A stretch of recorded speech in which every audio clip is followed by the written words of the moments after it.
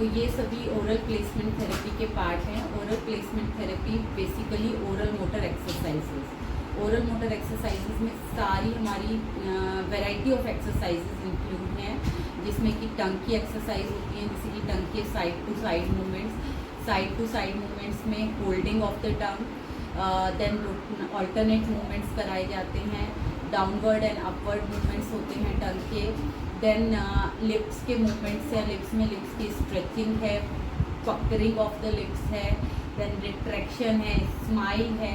These all are the exercises to improve and to strengthen all lips muscles and tongue muscles। टंग में हम tip of the टंग को यहाँ पे जो ऊपर हमारा अपर टीथ है उसके पीछे की साइड गम वाले पार्ट में होल्ड करके स्ट्रेंथनिंग कराते हैं। देन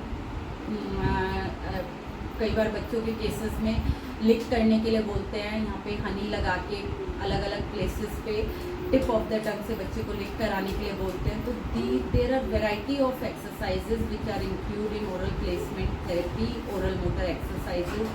देन ब्लोइंग है, ब्लोइंग कराई जाती है बच्चे को, बबल्स ब्लो कराना या फिर कैंडल ब्लो कराना, या फिर जैसे हमारा ये छोटे छोटे थर्माकोल बॉल्स हैं उनको ब्लो करा सकते हैं, पेपर की छोटी छोटी स्ट्रिप्स को ब्लो करा सकते हैं, चीक्स की पफिंग कराते हैं, जो हमारा टंग डिप्रेसर होता है, टंग डिप्रेसर को होल्ड करके लिप्स के बीच में उससे लिप्स की स्ट्रेंथनिंग कराई जाती है। टंग डिप्रेसर से यहाँ पे स्ट्रेंथ देके और टंग को होल्ड करा के ये टंग की एक्सरसाइज कराई जाती है। तो there are variety of exercises जो कि ओरल मोटर एक्सरसाइजेस के पार्ट हैं।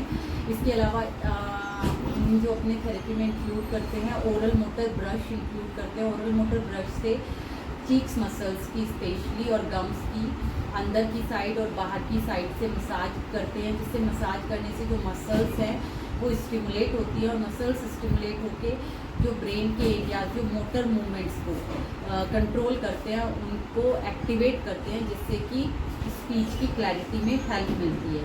सो बेसिकली ये सारी जो एक्सरसाइजेस हैं ये सब ओरल प्लेसमेंट थेरेपी का पार्ट है। और oral placement therapy basically use की जाती है to improve articulator awareness, stability and muscle memory, and all of these are necessary for the development of speech clarity.